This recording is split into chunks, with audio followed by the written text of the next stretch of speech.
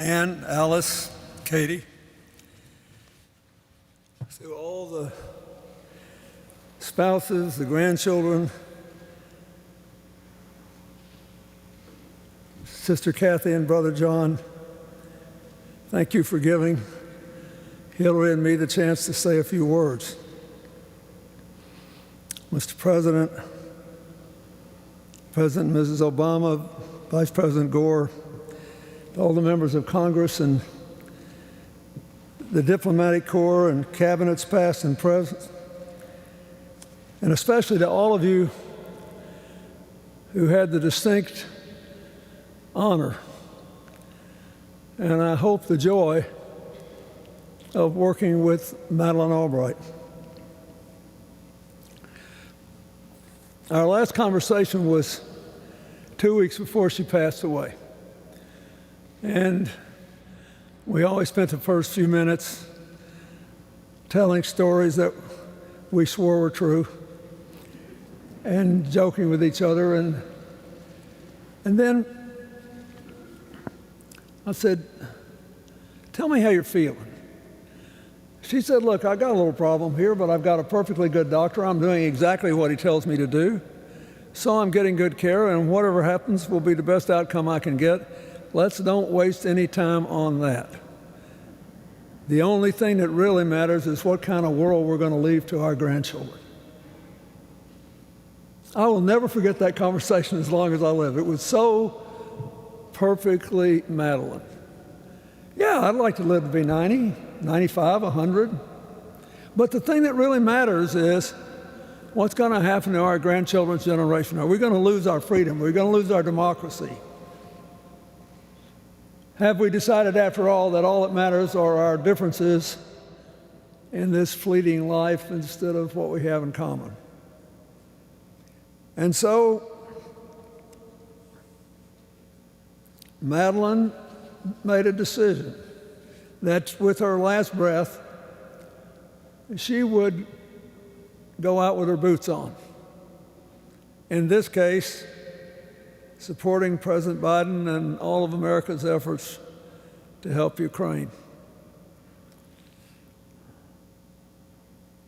What kind of world are we going to leave to our grandchildren?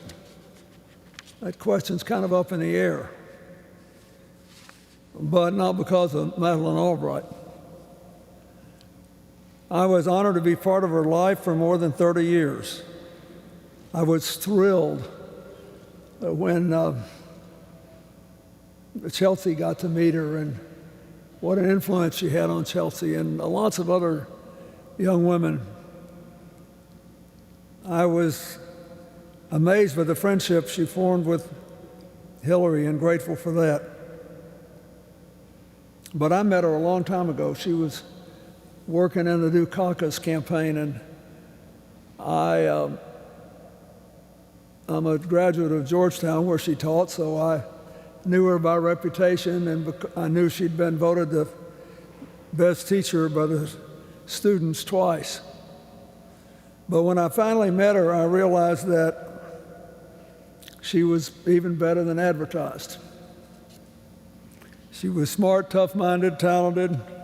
She had a great sense of humor and a clear grasp of the post-Cold War world we were moving into. And so when I was elected, I asked Madeleine to manage the transition for the National Security Council, which wound up filled with incredibly gifted, balanced people, and we had more problems than we could say grace over, and we needed every one of them. And as I watched her more, I decided to ask her to be the ambassador to the United Nations, because her life story was about to become the story of the last part of the 20th century in much of the world, and because she could be the voice of America at its best. And after 4 years in which she continued to defy expectations and sometimes raise eyebrows, now I have to say this, she would never forgive me if I didn't mention this at her funeral. when the Cubans shot down the Brothers to the Rescue planes in violation of international law,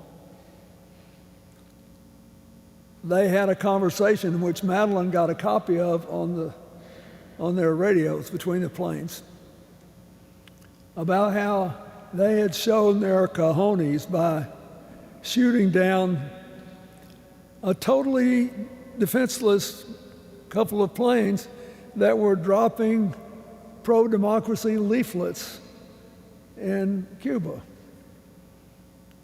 And parenthetically, then almost certainly outside Cuban airspace when they were shot down, but it was illegal to do it in an airspace.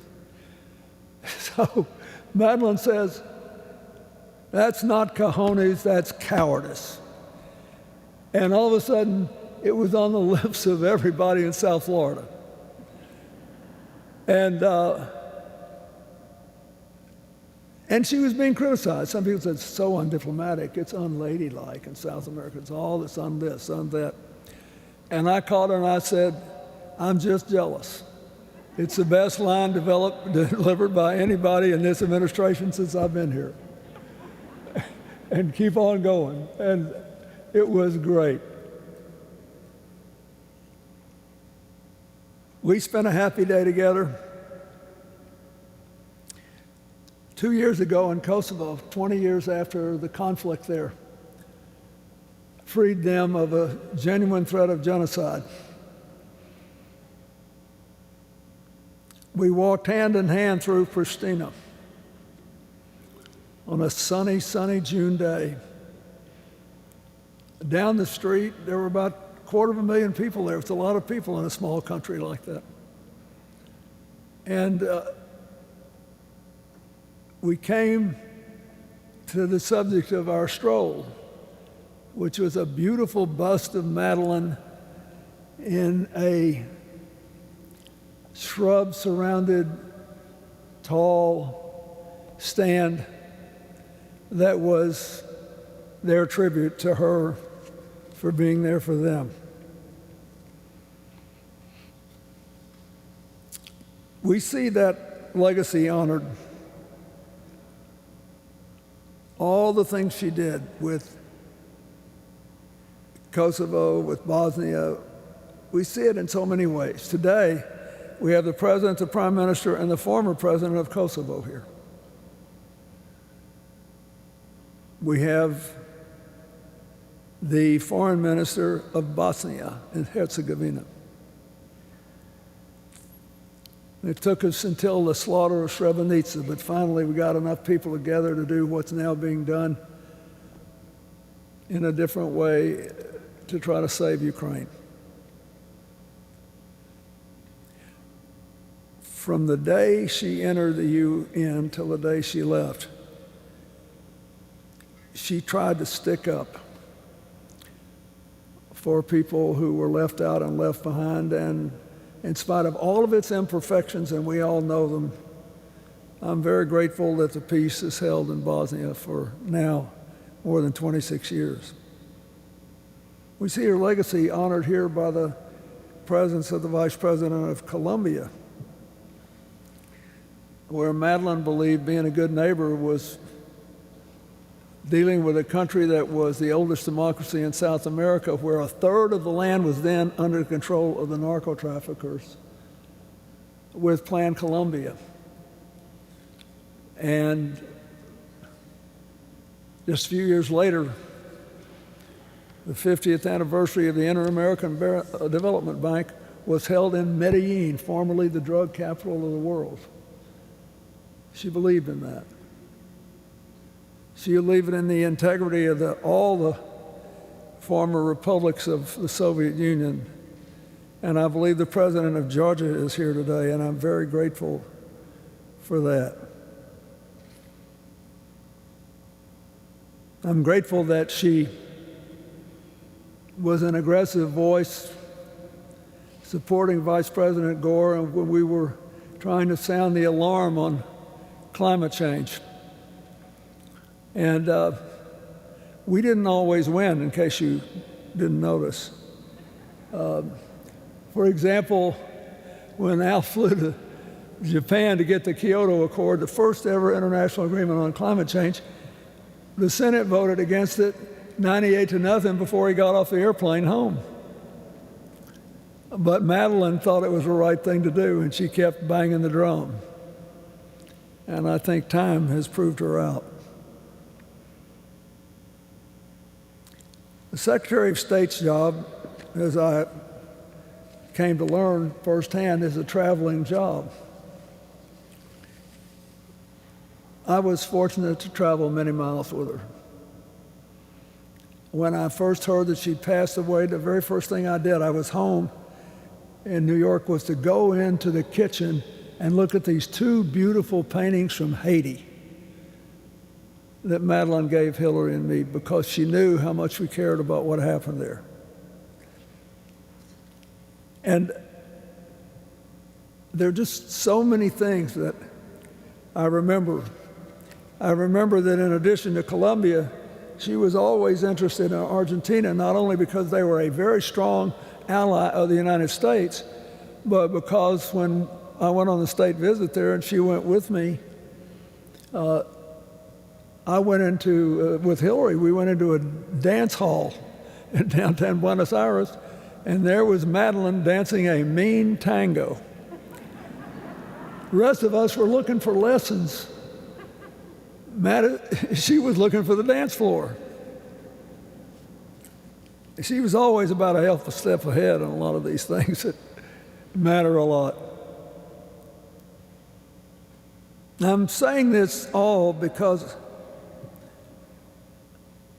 she was a really fully developed woman.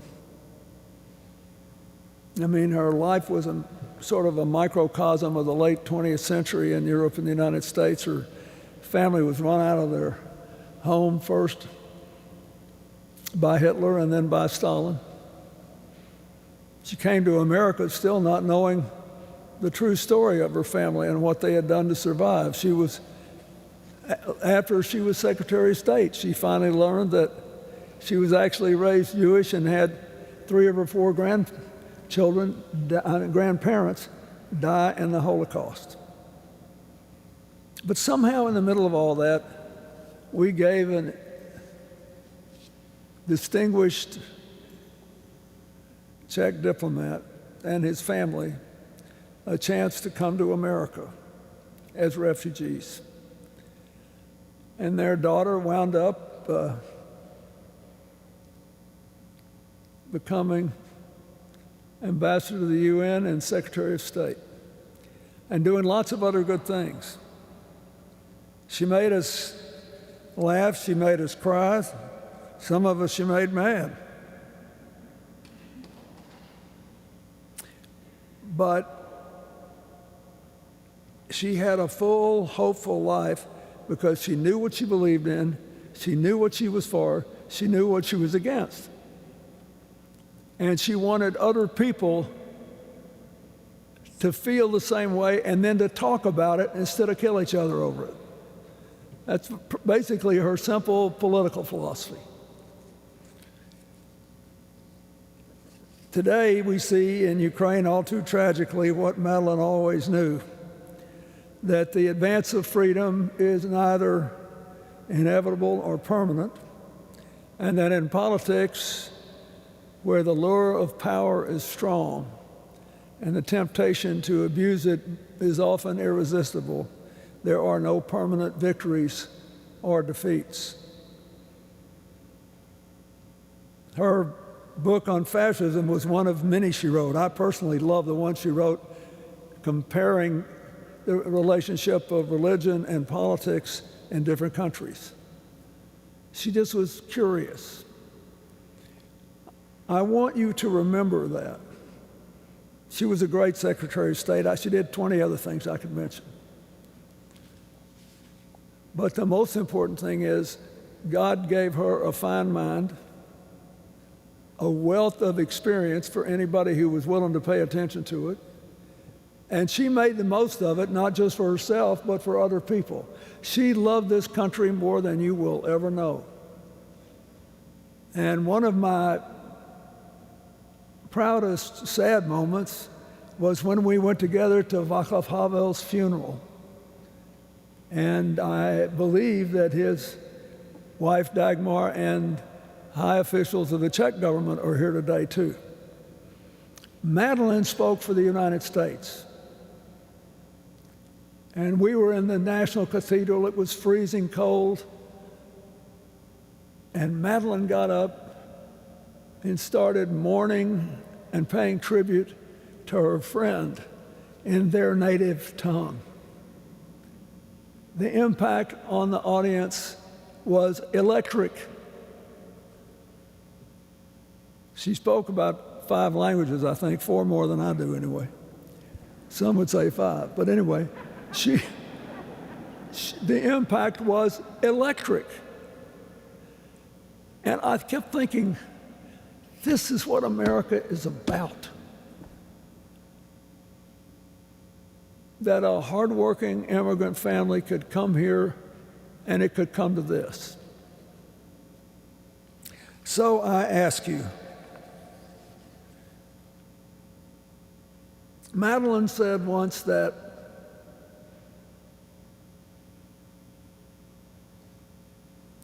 we can't just be actors. We have to be authors of our own history. She was a great author. But will people read, remember, follow? This is what you would want me to say today.